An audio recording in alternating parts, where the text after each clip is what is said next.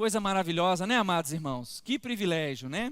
Bom, nós estamos meditando sobre o maior sermão do mundo, que é o tema central que tem regido o nosso ano de 2026, com base no que Colossenses nos diz, né, que é estarmos enraizados em Cristo. E uma maneira de estarmos enraizados em Cristo é buscando conhecimento na palavra, porque quando nós estamos conhecendo a palavra, nós somos libertos de nós mesmos. Hoje nós vamos meditar em Mateus, no capítulo 6, do verso 25 em diante. Então eu gostaria que todos abrissem as suas Bíblias, ligassem também as suas Bíblias. Aqueles que ligarem a Bíblia, desliga o Wi-Fi ou desliga o 5G, que aí não vai chegar notificação para tirar o seu foco, tá bom? Mas Mateus no capítulo 6, do verso 25, nós vamos meditar até o verso 34, mas a princípio eu irei ler 2 versículos que vai nortear a mensagem dessa noite, o texto dessa noite, né? A exposição da palavra dessa noite.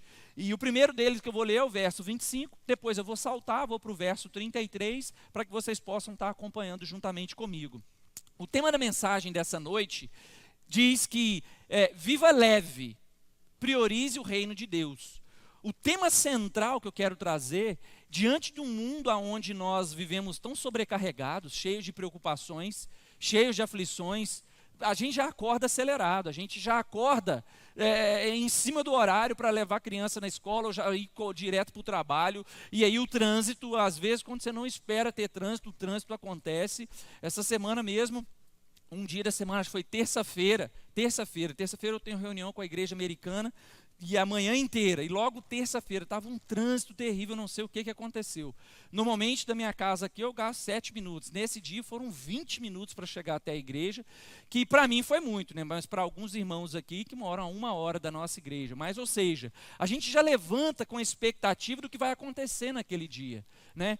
E aí acaba que a gente vive um dia atropelando muitas coisas que nos sobrecarrega e nos faz ficar ansiosos, nos faz ficar preocupados, nos faz ficar até mesmo desatentos a não perceber os detalhes que é poder desfrutar de uma vida com saúde, uma vida com a provisão de Deus, uma vida com cuidado, uma vida com boas roupas, uma vida com um bom lugar para poder dormir, uma vida com uma boa família, uma vida em um país que nos permite ter segurança. Então é tanta correria, é tanta coisa, que nós acabamos ficando ansiosos, nós acabamos ficando preocupados, acelerados demais, e não conseguimos desfrutar e olhar todas essas coisas. Então o texto dessa noite, a palavra dessa noite, vai nos nortear em como viver uma vida leve, priorizando o reino de Deus. Porque diante de tanta correria, de tanta coisa, como que a gente ainda consegue priorizar o reino de Deus? É um desafio, irmãos. É um desafio diante da correria que a gente tem no dia a dia. Muitos irmãos aqui acordam 4 horas da manhã, chegam em casa 7, 8 horas da noite.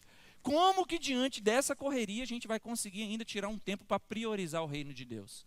Para ter um tempo de comunhão com o Senhor, para ter um tempo de oração, para poder desacelerar. Alguns trabalham de segunda a sexta, outros trabalham de segunda a segunda, todos os dias. Então, o que é reino de Deus e como priorizá-lo? Vamos para o texto agora acompanhar o que Mateus nos diz no verso 25. A palavra de Deus começa nos orientando no verso 25 da seguinte forma: por isso quem está falando é Jesus, no Sermão do Monte, para a multidão e para os discípulos. Verso 25, por isso digo a vocês, não se preocupem com a sua vida, quanto o que irão comer ou beber, nem com o corpo, quanto o que irão vestir. Não é a vida mais do que o alimento, e não é o corpo mais do que as roupas? Agora vamos para o verso 33. Mas busquem, em primeiro lugar, o reino de Deus e a sua justiça, e todas estas coisas lhes serão acrescentadas. Mas busquem, em primeiro lugar, o reino de Deus e a sua justiça, e todas estas coisas lhes serão acrescentadas. Vamos orar mais uma vez? Feche seus olhos nesse momento. Peça ao Senhor para falar ao seu coração, continuar falando ao seu coração. Querido Deus, maravilhoso Pai, obrigado, Jesus, por esse encontro intencional. Obrigado por essa noite maravilhosa, essa noite memorável, aonde nós temos o privilégio de poder cultuar ao Senhor, Pai. Te pedimos que o Senhor possa nos usar, mas nesse momento pedimos que o Senhor fale claramente ao nosso coração, transformando o nosso caráter, transformando o nosso ego, quebrando a Deus o nosso orgulho e fazendo com que nós sejamos semelhantes ao Senhor. Seres, ó Deus, amáveis, perdoadores, que têm tempo de comunhão com o Pai. Então, no nome de Jesus, ó Pai, tudo que eu disser que chegar aos ouvidos de quem me ouve, eu peço que o Espírito conduza até o coração. E que no nome de Jesus haja transformação genuína, Pai. Eu te oro agradecido por esse tempo precioso, crendo que de maneira sobrenatural, o Senhor está aqui conosco. Muito obrigado por tudo, Deus. No nome santo de Jesus, amém. Bom, lembrando que Jesus no Sermão do Monte, ele trabalha de maneira bem específica. O capítulo 5, 6 e 7 foi um único dia que Jesus estava ensinando, e nós já estamos aqui há 4 meses aprendendo aquilo que Cristo ensinou em um único dia. Que privilégio é o nosso, né? Poder fatiar esses versículos e degustar a profundidade daquilo que Jesus falou no Sermão do Monte. E aplicar na nossa vida, que é o principal. Porque não basta só a gente ouvir e aprender, nós temos que colocar em prática aquilo que nós estamos aprendendo. E isso daí é o maior desafio, mas essa parte que é o maior desafio, cabe a cada um de nós, temos a atitude, a responsabilidade de falar assim, eu não vou perder para mim mesmo, porque as distrações que chegam até a nossa vida, elas não são responsáveis pelas suas atitudes, pelas suas decisões, o responsável é você, então é você que precisa todos os dias levantar e dizer assim, hoje eu não perco para mim. Hoje eu posso perder para qualquer um. No trânsito eu não vou chegar mais rápido quando o cara me ultrapassar. Eu posso até chegar um pouquinho atrasado no serviço, mas hoje eu não vou perder para mim mesmo. Eu não vou perder para mim em priorizar as outras coisas, mas não desfrutar de um momento com a palavra de Deus de maneira nenhuma. Tudo pode acontecer no meu dia, menos eu perder para mim mesmo. Porque muitas vezes nós que priorizamos as outras coisas. É nós que colocamos as atribuições, as atividades nos nossos dia a dia para nos deixar ansiosos, né? Eu estava compartilhando com alguns irmãos recentemente de que em 2014 mais ou menos, um colega de trabalho falou assim, Fernando, vamos jogar na Mega Sena junto comigo? Eu falei, que isso, rapaz, eu sou cristão, não jogo na Mega da Virada, não. Né? Aí ele falou assim, tá, mas se eu ganhar, eu posso te dar um presente. Qual presente você vai querer? Aí o presente eu posso... né? Aí o presente é outra história. Não foi eu que joguei. Mas ele falou, ora para eu ganhar. O nosso Deus não age desse jeito. E ele falou assim, mas se por acaso, todavia, eu ganhar, qual presente você vai querer? E aí, né, eu em 2015, um jovem de 20 e poucos anos, falei, eu quero um apartamento de frente para a praia e cobertura. Aí ele olhou para mim e falou assim, como pode você ter a cabeça tão pequena desse jeito? Naquela hora eu fiquei constrangido, que eu pensei assim, por que ele está falando dessa maneira comigo? Ele falou assim, quanto que você ganha por mês? Aí eu falei para ele, né, eu ganho tanto. Na época eu achava que ganhava bem, eu ganho tanto. Ele falou assim, você sabe que o condomínio desse apartamento que você está querendo é mais do que o dobro do que você ganha? Então se eu te der esse apartamento de presente, você vai viver ansioso, preocupado, angustiado só para pagar o condomínio. Então isso daí não vai ser bênção na sua vida. E aonde que o pastor está querendo dizer aqui? Não é acerca de mega ou ganhar apartamento, não é nada disso. É que às vezes nós pedimos a Deus ou vamos em busca de coisas que vão nos deixar ansiosos, de coisas que vão nos deixar preocupados, de coisas que vão fazer a gente perder a noite de sono. Ainda mais num país na qual é o que a gente vive, que você pode chegar, brasileiro com passaporte num lugar, financia um carro e sai com o carro que você quiser. Há uma facilidade muito grande. Só que além dessa facilidade, há o quê? Há o seguro do carro, há ainda além as manutenções que precisa ser feito, além da manutenção ainda a mensalidade mensal que você tem que pagar. Aí há a preocupação de você ter que cumprir com as necessidades básicas dentro de casa, que todos nós aqui temos, né? Né? Exato, todos nós temos essas necessidades. E aí o que acontece? A gente começa a ficar preocupado com aquilo.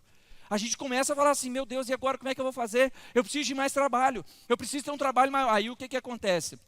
Nós vamos pedindo coisas ao Senhor, que às vezes não é nem Ele que dá, é que a gente conquista com o nosso esforço mesmo. É interessante o pastor falar isso aqui do púlpito. Muitas coisas que nós conquistamos é porque nós trabalhamos, irmãos. Não é só porque Deus dá. Só que há um detalhe muito grande nisso. Deus, Ele é Pai. Quando nós pedimos, Ele dá.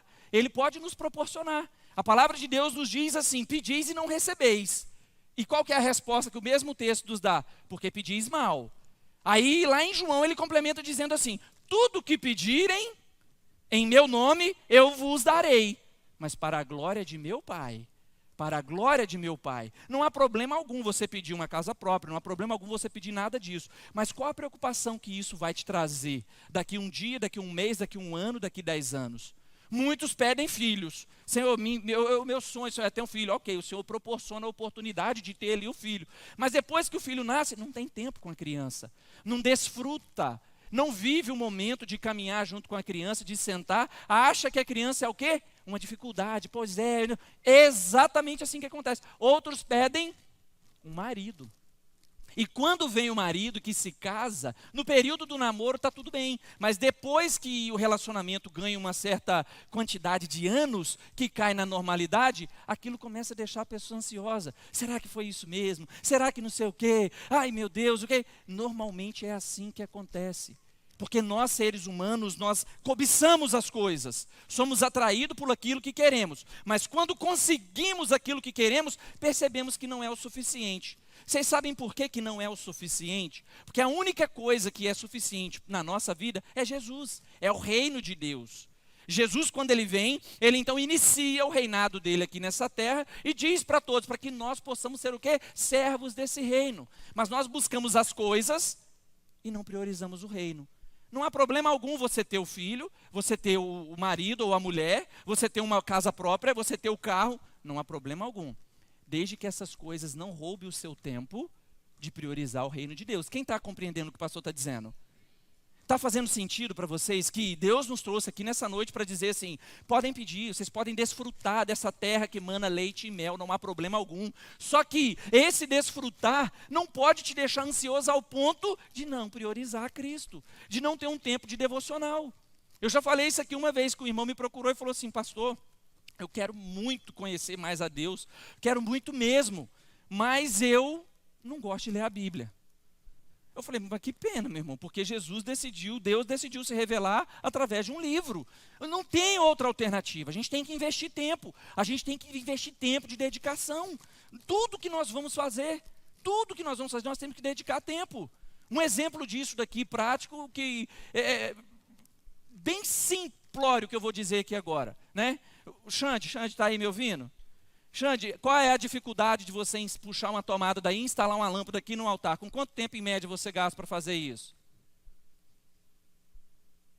50 minutos ele falou, abandonou a mão. 50 minutos ele puxa uma tomada e coloca aqui. Eu não sei quanto tempo eu vou levar isso para fazer isso.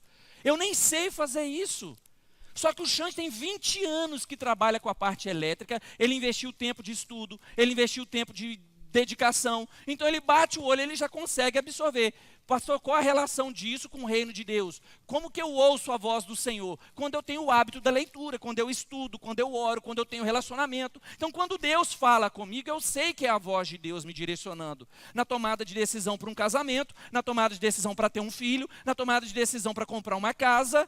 Não é Deus que vai tomar essa decisão para nós. Mas quando estamos em Deus, facilita o entendimento para tomar a decisão de acordo com a vontade dEle.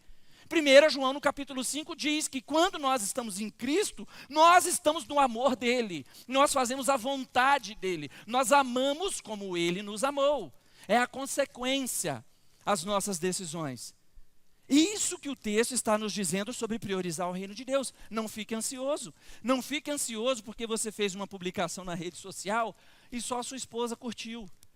Não fique ansioso se você acabou de abrir a sua empresa e você recebeu somente uma solicitação de orçamento. Não!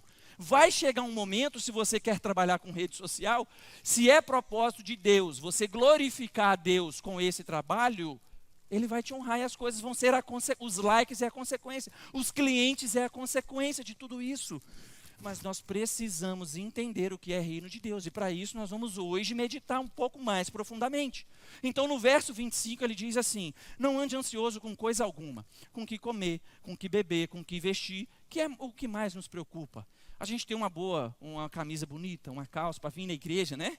Nós brasileiros, nós somos, é fácil de nos identificarmos. Você olha um brasileiro, de longe você já reconhece. Quem concorda comigo aqui, né? Nós já sabemos, a gente olha, aquele ali é da minha terra, vou lá. E aí é tão interessante que a gente fica assim, ó, quando fala uma palavrinha em português, na cabeça a gente pensa, eu sabia. Achei que só eu era assim, mas tem mais gente que é assim também. E aí o que ele está dizendo? Não tem problema nenhum estarmos bem vestidos. Não, só que isso daí não pode causar a nós o que é preocupação. O texto está dizendo, não fiquem ansiosos com o que comer, com o que beber e com o que vestir. Aí lá no 33, o próprio Cristo fala assim, mas busque em primeiro lugar o reino de Deus, a sua justiça, e estas coisas vos serão acrescentadas.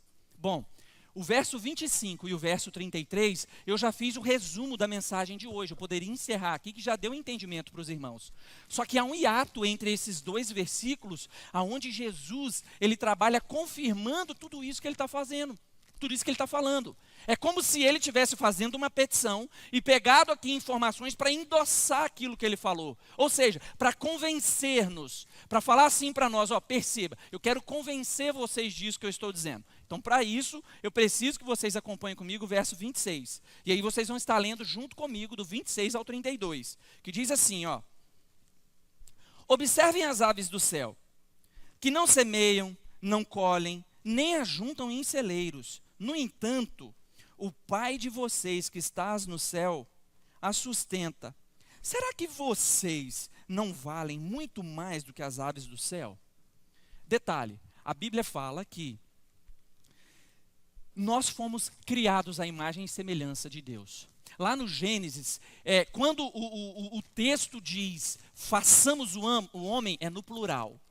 A palavra de Deus diz, façamos o homem no plural. Quando fala que Deus criou o céu, a terra, é tudo no singular. Deus criou. Ele falou, haja luz, houve luz. Quando foi o homem, façamos. Havia presença da Trindade desde o início, na criação singular de cada um de nós. E aí você pode pensar assim, mas pastor, o mundo foi criado há muitos anos atrás, eu não estava lá.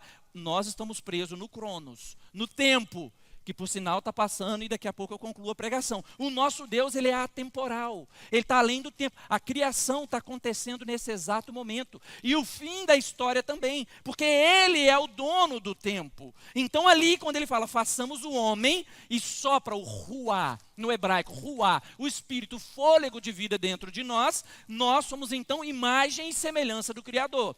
Quando eu trago essa afirmativa para vocês, é para dizer que nós valemos muito mais do que as aves dos céus.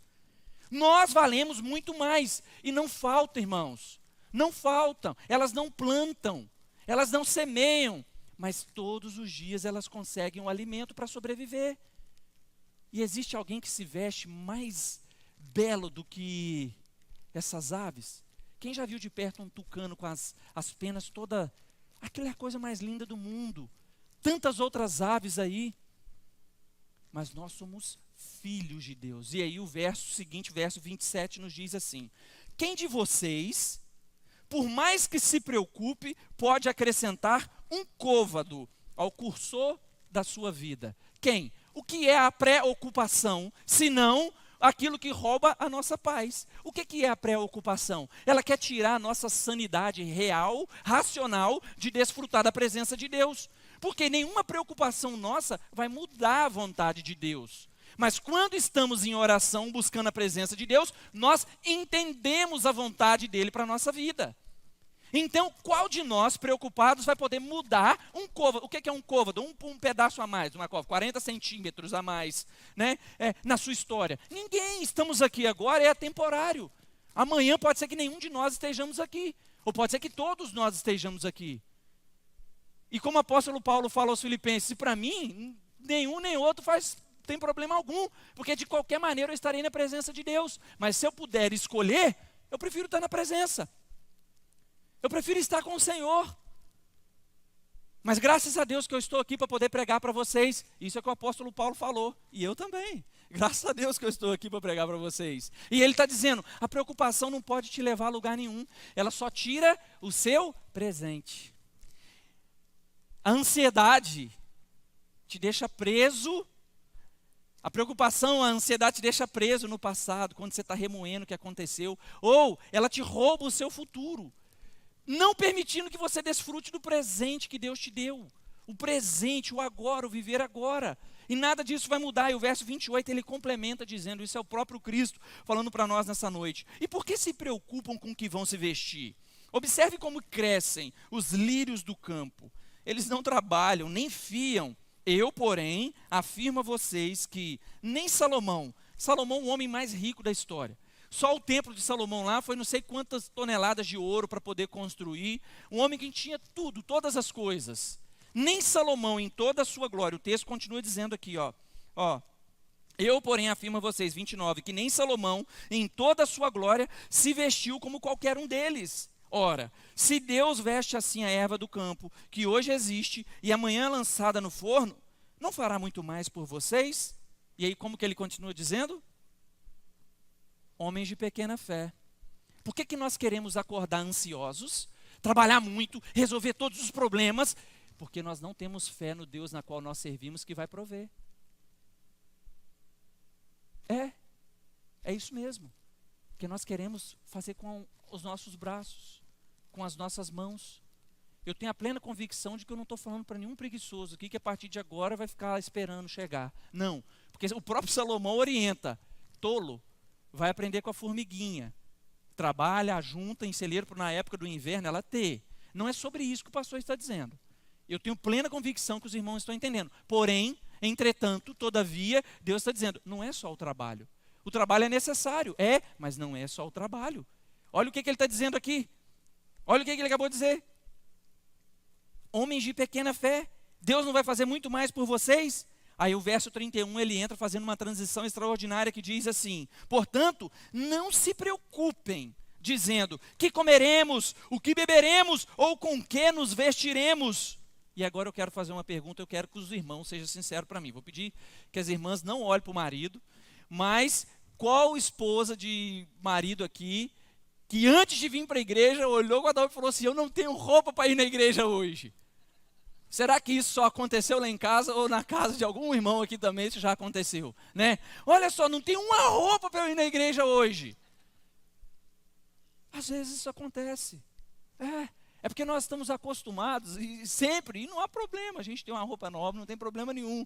Mas para vir na igreja, irmãos, para agradar o Senhor, a gente veste bem mesmo, a gente quer chegar aqui bonito, cheiroso, né? De cabelo penteado, cabelo cortado, é isso mesmo, para agradar o nosso Deus, mas não é a roupa que pode tirar a sua paz de estar aqui adorando ao Senhor, não é isso que pode te atrapalhar. Então, portanto, não se preocupem dizendo que comeremos, que beberemos, ou com que nos vestiremos. Por quê? Aí ele responde, porque os gentios é que procuram todas estas coisas. Quem são os gentios? Bom, eu preciso rapidamente trazer o entendimento, porque muitos aqui sabem quem são os gentios. Os gentios são as pessoas que não servem a Deus. Em resumo é isso. Aquelas pessoas que não buscam a presença de Deus, que não ora, que levanta na correria, que trabalha, que fica dias e dias e dias sem ler a palavra de Deus, sem ter um tempo de oração. Esses são os gentios. Aí, diante do que eu estou pregando, você vai ter o entendimento em qual time que você vai se enquadrar diante disso aqui, né? Ah, pastor, então o senhor trouxe essa mensagem para poder acusar? Não, para te alertar. Porque se porventura você se identificar como um gentio, Deus te dá a oportunidade hoje de transformar a sua vida e você ser de fato um filho de Deus. Porque o evangelho é o que nos transforma, é o que nos liberta, é o que modifica a nossa vida. Não tem como servir a Jesus e continuar com as mesmas atitudes que nós temos. Então, porque os gentios é que procuram todas essas coisas? O Pai de vocês que está no céu, olha aqui, isso é extraordinário. Eu fico maravilhado ao ler a Bíblia. Porque o texto está dizendo, olha o que Jesus está dizendo. O Pai de vocês. Seu pai, Verônica. Seu pai, Helena. Seu pai, Ramon, o seu pai é o seu pai. Pode ser que você tenha crescido sem saber quem é seu pai biológico. Pode ser que você não faça ideia, foi abandonado e carrega isso.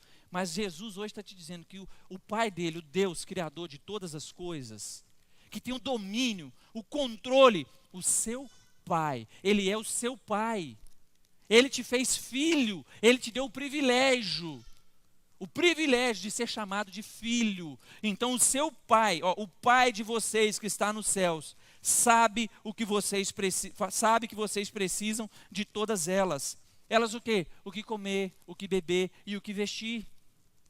Aí o verso 33 ele pega e faz uma transição, que é o texto que eu li dizendo, mas busquem em primeiro lugar o reino de Deus e a sua justiça, e todas estas coisas lhe serão acrescentadas. O que Jesus está falando para nós aqui nessa noite?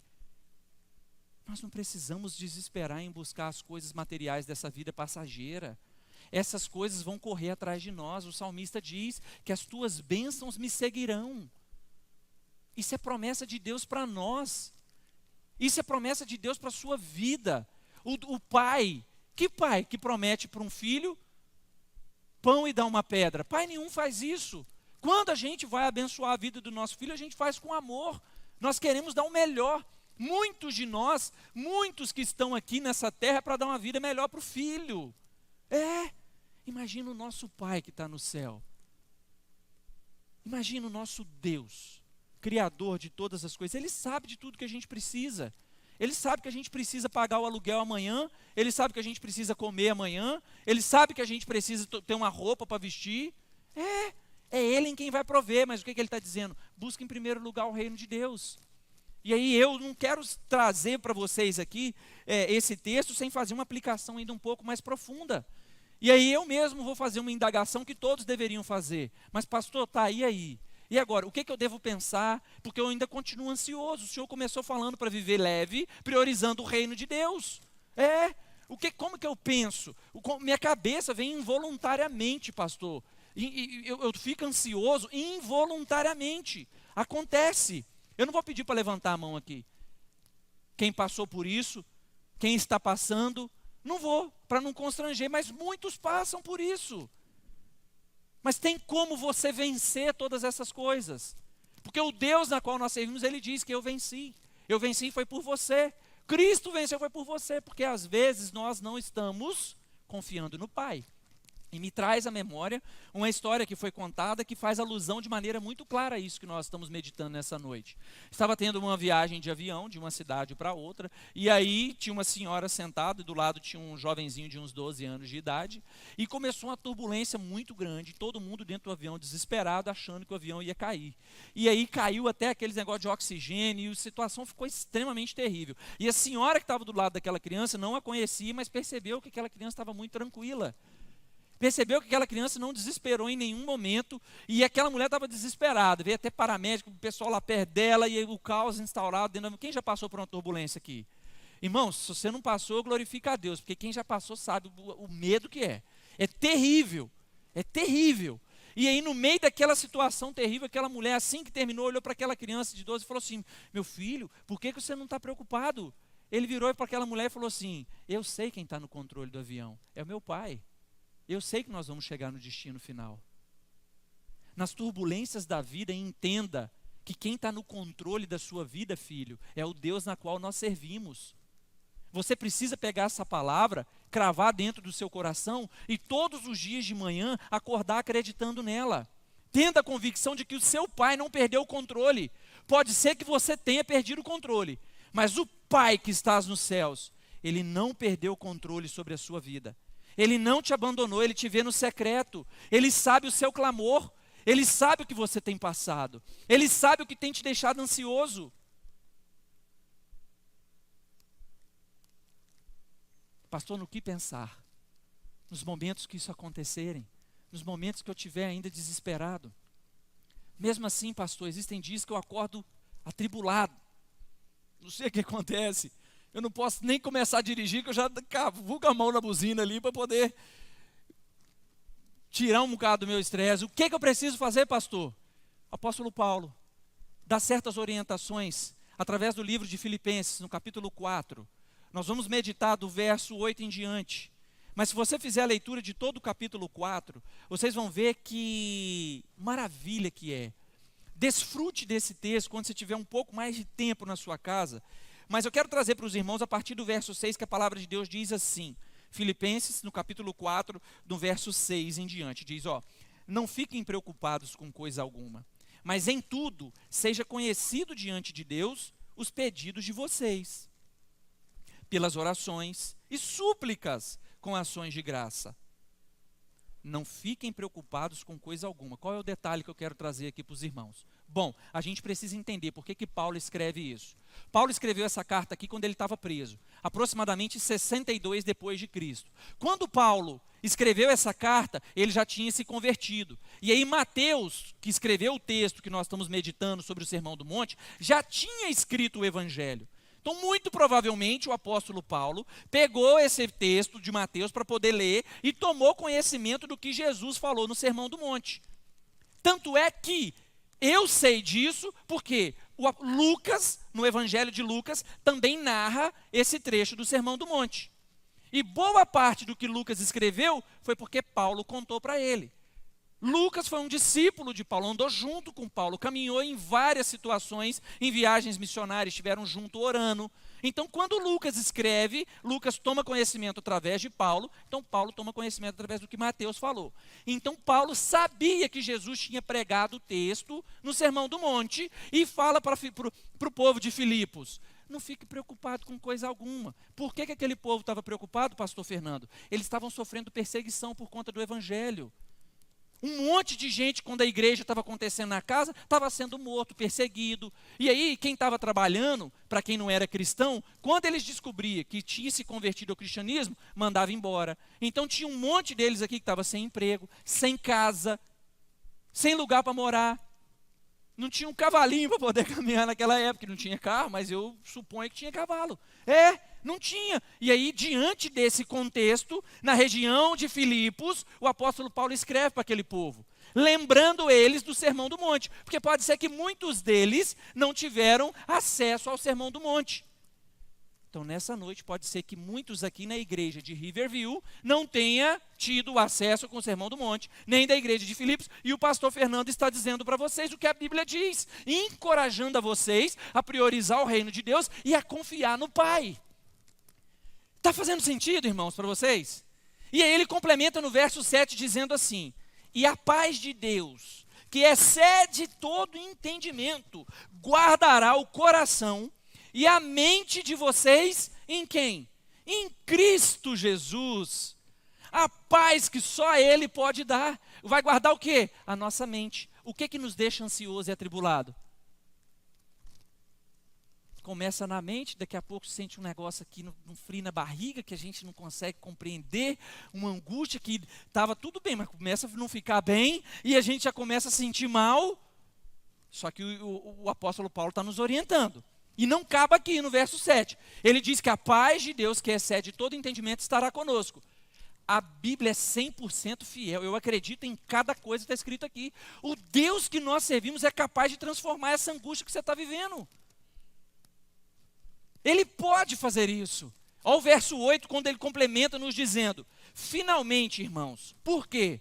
Em momentos que você está passando essa angústia, você está passando esse desespero, essa ansiedade, os pensamentos são involuntários, até sonhar você sonha. Sonha com o que está acontecendo, é um caos. Mas o apóstolo Paulo continua orientando e nos diz no verso 8, finalmente, irmãos, no que pensar, né? Irmãos, tudo que é verdadeiro, comece a pensar em tudo que é verdadeiro, tudo que é respeitável, tudo que é justo, tudo que é puro, tudo que é amável, tudo que é de boa fama, se alguma virtude há e se algum louvor existe, seja isso que ocupe o pensamento de vocês. Mas pastor, como que eu vou controlar minha mente para pensar nisso? Fica menos tempo rolando tela. Fica menos tempo falando de coisas aleatórias. Invista menos tempo falando de você e dos outros. Amém, Matias, amém. E mais tempo falando de Deus. Fale de você muito pouco. Dos outros, nada. E de Deus, tudo. Assim nós precisamos viver a nossa vida. Mas por que a nossa cabeça fica cheia dessas coisas? Porque o dia inteiro nós estamos sendo bombardeados com informações irrelevantes que nós nem precisamos saber. Nem precisamos saber. Eu estou lá preocupado que Neymar vai ou não vai para a Copa. Irmãos, eu não estou nem aí. Eu sou brasileiro, quero que o Brasil ganhe a Copa do Mundo, mas se vai ou não vai, só que abre lá um Instagram. O dia inteiro é só mensagem daquilo. Aí daqui a pouco você está lendo mensagem que já não tem mais nada a ver. Isso já tomou conta da sua cabeça de tal maneira e já tirou a sua paz. E dessa daí já vai te levando para outras que quando você bate o olho no relógio, foi 2 horas que você ficou investido ali. Então é por isso que os pensamentos que alcançam a sua mente, você não consegue ter o controle. Por quê? Você não está investindo o pensar naquilo que agrada o reino de Deus, como acabamos de ver no verso 8, que o apóstolo Paulo disse. Mas não para por aqui, eu já estou caminhando para o final da mensagem. No verso 9 ele complementa dizendo, o que também aprenderam, presta bem atenção que essa aqui é uma das partes mais importantes. Assim como eu comecei falando, eu quero concluir com essa parte, dizendo, olha, o que também aprenderam, receberam e ouviram de mim, e o que viveram em mim, e o que viram em mim, isso coloquem em prática. E o Deus da paz estará com vocês. Não adianta nós virmos aqui nessa noite, ver um louvor maravilhoso que foi cantado aqui. Glória a Deus, Verônica, glória a Deus, Helena e Adriana, pela vida de vocês, por ministrar na nossa vida um louvor maravilhoso como foi essa noite. Vim aqui orar por essas crianças lindas aqui, pelos aniversariantes, o culto ao Senhor, beber, desfrutar da palavra de Deus que está manando aqui, nos alimentando, a palavra viva. Nada adianta desfrutar de todo esse momento aqui e chegar amanhã e continuar sendo a mesma pessoa. Você sabe por quê? Porque vai chegar domingo que vem, eu vou estar aqui pregando de novo, eu vou estar, tudo o que aconteceu, e você vai falar assim, rapaz, essa semana passou que eu nem vi. Mas por que nós precisamos colocar em prática? O apóstolo Paulo está dizendo para o povo de Filipos, eu sei que vocês estão sendo perseguidos, eu sei que está apertado financeiramente, eu sei que está tendo problema no casamento, eu tenho certeza que está tendo problema nos filhos, eu sei. Paulo, ele não é nenhum egocêntrico de olhar só para ele, mas ele está dizendo, vocês precisam colocar em prática, vocês precisam dar ouvidos ao que eu estou dizendo para vocês. Toda a carta aos Filipenses, se vocês lerem, é a coisa mais extraordinária. O apóstolo Paulo, com todo amor, vai orientando essa igreja. Ele começa dizendo, eu bem sei que aquele que começou a boa obra em vós, há de completá-la até a vinda de Cristo Jesus. Oro por vocês todos os dias com o coração cheio de alegria, porque eu sei que vocês é um povo generoso.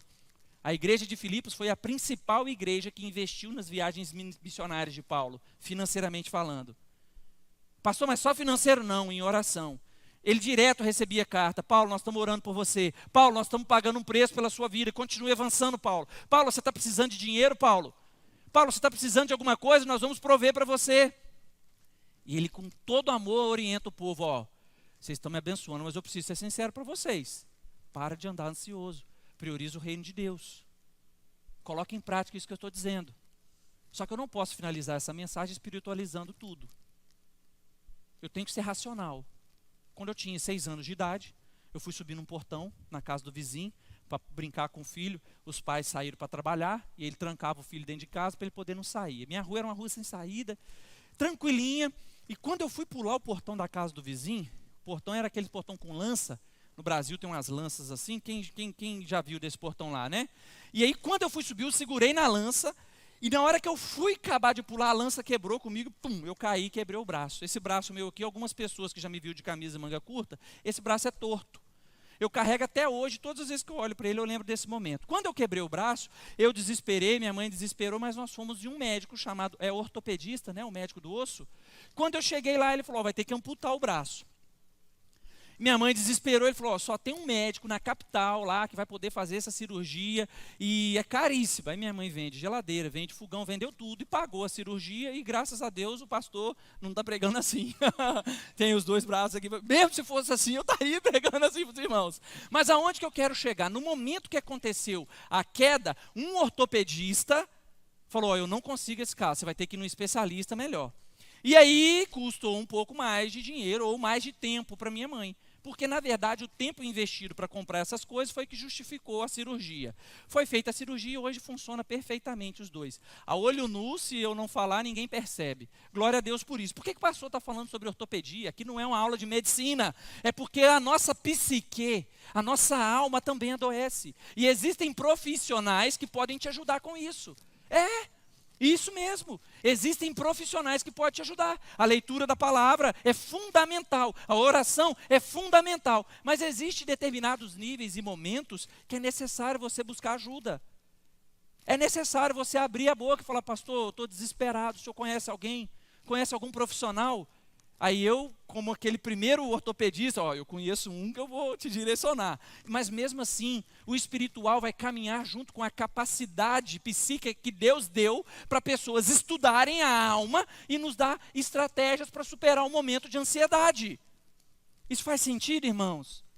Glória a Deus por isso, porque eu tenho a plena convicção de que nessa noite, Deus está usando a minha vida para quebrar corações que estão angustiados aqui e não estão enxergando saída, e entender que em Cristo há saída para todas as coisas. Cristo pode fazer novo, você pode viver com aquela paz que excede todo entendimento novamente. Deus pode fazer isso na sua vida.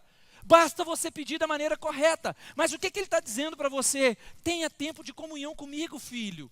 Eu sou seu pai. Senta comigo um pouquinho. Mesmo que seja difícil ler a Bíblia, leia um versículo, ora comigo em cima desse versículo e tenha um tempo de comunhão. Fernanda Brum tem uma música, se a Verônica e o pastor Léo souber, eu ia até pedir para cantar no final, só lembrei agora. Pastor é assim, pastor Léo sabe que dá sábado, meia-noite, pode cantar essa música amanhã, que... Em tua presença, Senhor, em tua presença, Senhor, e mergulhar em teus braços. Eu não canto bem, mas por que eu estou dizendo isso? Porque quando nós estamos na presença do Pai, quando nós estamos no secreto com o Senhor, a maioria das coisas que nos deixam ansiosos, ou quase todas, deixam de fazer sentido.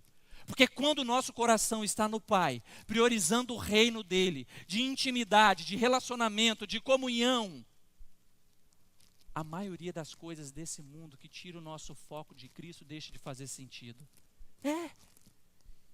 E é isso que Cristo está falando conosco nessa noite. Ele está dizendo assim: se você está preocupado com o que comer, com o que beber e com o que vestir, pode acabar agora essa preocupação. Busca primeiro o reino de Deus, a sua justiça, e essas coisas vão ser acrescentadas a você. Você crê na palavra de que Deus está te dizendo aqui nessa noite? Você crê que Deus pode lançar tudo fora quando você está na presença dEle? Permita que o Espírito Santo de Deus transforme você de maneira genuína. Filipenses, no capítulo 2, é um dos meus livros preferidos. No verso 13 ele diz assim: porque é Deus quem efetua em vocês tanto o querer quanto o realizar, segundo a sua boa vontade. Deus é capaz de realizar em você a vontade dEle. Basta você se quebrantar, abrir o seu coração e clamar para o socorro do Pai. Ele está aqui nessa noite para ouvir a sua oração, o seu pedido. Ele está aqui nessa noite para ouvir você. Pode ter muitas pessoas aqui, mas você pode fazer desse lugar aqui o seu secreto. Fechando os teus olhos e somente prestando atenção no que o pastor fala e nesse instrumental e falando assim: Deus, lança fora, Pai, toda essa angústia, toda essa ansiedade que eu tenho sentido e me ajude a deleitar, a desfrutar da Tua presença, a priorizar o Seu reino, a ser semelhante ao Senhor. Começa a abrir o seu coração, começa a declarar isso para Ele. Verso 34, Mateus conclui essa etapa do sermão do monte dizendo: portanto não se preocupem com o dia de amanhã, pois amanhã trará os seus próprios cuidados, basta o seu dia o próprio mal. E que nessa noite nós possamos desfrutar do bem, que através desse culto nós temos a convicção de que um Deus maravilhoso tem um controle sobre a nossa vida.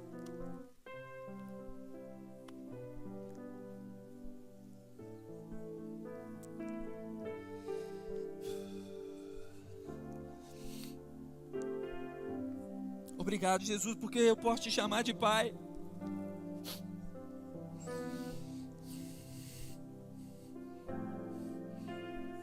Obrigado porque o Senhor sabe o que eu preciso, Pai. O Senhor sabe o que cada um desses irmãos aqui precisa.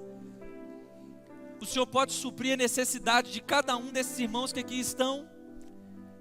O Senhor quer apenas, ó Deus, que eles priorizam o teu reino. Ajude, ó Deus, cada um deles, a partir de hoje, firmar um compromisso com o Senhor, de priorizar o teu reino, dedicando um tempo com o Senhor, Pai. Um tempo de oração, um tempo de leitura da tua palavra, um tempo também de abençoar a vida de outros irmãos. No nome de Jesus, Pai, eu oro para que toda ansiedade, ó Deus, todo espírito depressivo, Pai, todo mal-estar, tudo aquilo, ó Deus, que deixa as pessoas atribuladas, que tudo isso, ó Pai, saia no nome de Jesus. E, ó Pai, que a paz que excede todo entendimento esteja no coração das pessoas que aqui estão. Eu sei, Pai, que se o Senhor quiser, o Senhor pode. O Senhor pode, Deus. O Senhor pode. Transforma nessa noite, Pai. Transforma, quebra cada um de nós aqui. Permita, Senhor Jesus, que saiamos daqui impactados pela Tua presença, transformados, ó Deus, transformados, ó Pai. Oh Senhor Jesus, eu te oro agradecido, Pai, pela convicção de saber que o Senhor está recebendo esse clamor. Então, diante, ó Deus, dessa certeza, eu consagro a Ti a vida de cada irmão que está aqui nessa noite.